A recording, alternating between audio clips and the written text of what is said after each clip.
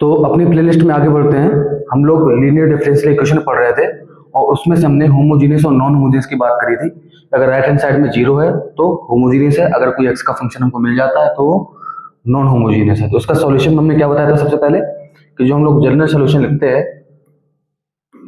वो क्या लिखते हैं, C F plus P I. और फिर मैंने सी एफ निकालने के रूल बताए थे कि अगर जो रूट हो अगर वो यूनिक और रियल आ जाए तो कैसे लिखते थे, C1 कांस्टेंट फिर e की पावर में पहला रूट लिखना है x प्लस C2 कांस्टेंट फिर e की पावर में दूसरा रूट लिखना है 2x। सपोज दो रूट रिपीट हो जाए 2, 2 तो कैसे लिखते थे, C1 e की power 2x plus C2 e की पावर 2x। अगर रूट ऐसे रहते थे तो ये तरीका तो गलत था, मैंने बताया था।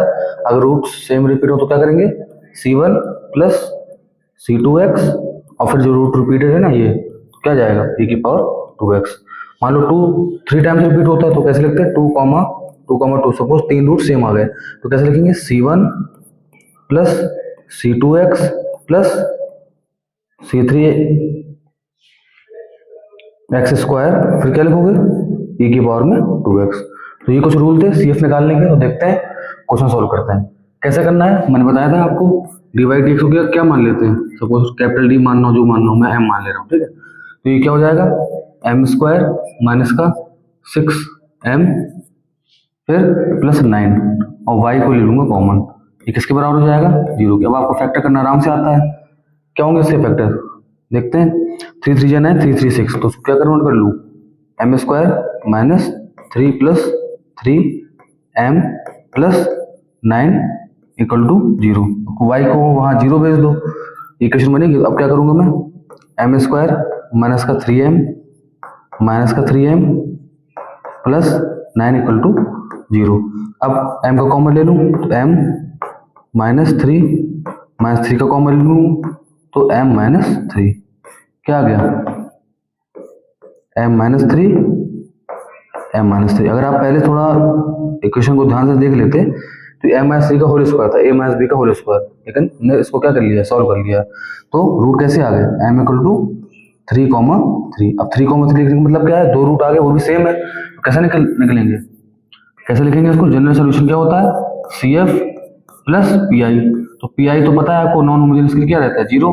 तो जनरल सोल्यूशन किसके बराबर आता है, CF के बराबर CF के बराबर आता है। तो CF हमको निकला आता ही है, कैसे, दो रूट क्या है, सेम है, कैसे लिखोगे, C1 प्लस C2x फिर क्या लिखोगे, e की पावर में जो भी रूट आया है 3x।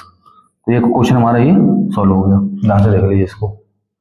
पहले मैंने क्या किया है, dy/dx को m माना है तो m square Y minus 6my plus 9y हो जाएगा, तो y का कॉमन निकाल के ये इक्वेशन बन गई। अब क्योंकि y का कोएफिशिएंट 0 है तो मैंने इस चीज को 0 मान लिया, इसका रूट निकाल लिया कि रूट क्या है, 3, 3 आया। तो मुझे पता है कि PI तो 0 रहेगा होमोजेनियस के लिए, तो जनरल सोल्यूशन CF के बराबर आएगा और CF निकालना मुझको आता था। अगला क्वेश्चन देख लेते हैं।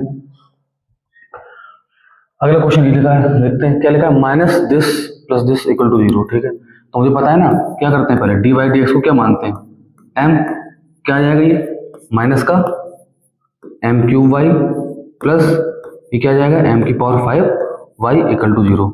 अब मैं क्या कर सकता हूँ, y का तो कॉमन लेना ही लेना है, तो एक काम करें सीधे m³ y का कॉमन ले लें, m³ y का कॉमन ले लें। तो यहाँ पे क्या बचेगा, m स्क्वायर, यहाँ पे क्या बचेगा माइनस में y, अच्छा y का भी कॉमन ले लिया तो क्या आ जाएगा, 1 आ जाएगा, ठीक है। फिर से देख लेते हैं, तो इसको ऐसे लिख लेते हैं पहले, क्या जाएगा, m की पावर 5y माइनस m की पावर 3y इक्वल टू 0। तो पहले y का कॉमन लिया तो इक्वेशन तुम्हारी ये बन गई। अब क्योंकि y का कोएफिशिएंट को हमको क्या करना है, 0 करना है, तो क्या जाएगा, m की power 5 minus m³ equal to 0। अब क्या करोगे, m³ का कॉमन लोगे, m³ का कॉमन लोगे तो क्या बचेगा यहाँ, m square minus 1 equal to 0। तो देखो क्वाड्रेटिक इक्वेशन बन रही थी, तो वेरिएबल की मैक्सिमम पावर 2 होती है, तो इसलिए रूट क्या है, 2। अब 5 है यहाँ पे मैक्सिमम पावर, तो क्या जाएंगे 5 रूट आएंगे। देखो m³ को 0 करोगे पहली बात, तो कैसे m³ को 0 करोगे, फिर क्या करोगे एम स्क्वायर माइनस वन को जीरो करोगे, एम स्क्वायर माइनस वन को क्या करोगे, जीरो करोगे। तो यहाँ से क्या आ गया, एम की वैल्यू 3 रूट आएंगे 0 0 0। यहाँ पे क्या आएंगे एम के रूट, यहाँ पे आएंगे माइनस वन और वन। अब आपको पता है, देखो 5 रूट आया, 5 रूट को मुझे पता है क्या क्या होता है, जनरल सोल्यूशन होता है सी एफ प्लस पी आई।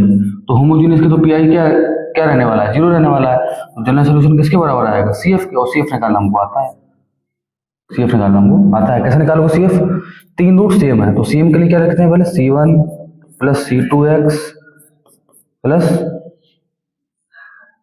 सी थ्री एक्स स्क्वायर, क्या लिखेंगे, ए की पावर जीरो एक्स, तो ए की पावर जीरो क्या हो जाएगा, वन ही हो जाएगा। तो लिखना हो तो लिख लो जीरो एक्स जो कि वन हो जाएगा, फिर प्लस, अब ये दोनों रूट क्या है, डिफरेंट है, तो पैसे क्या लिखोगे।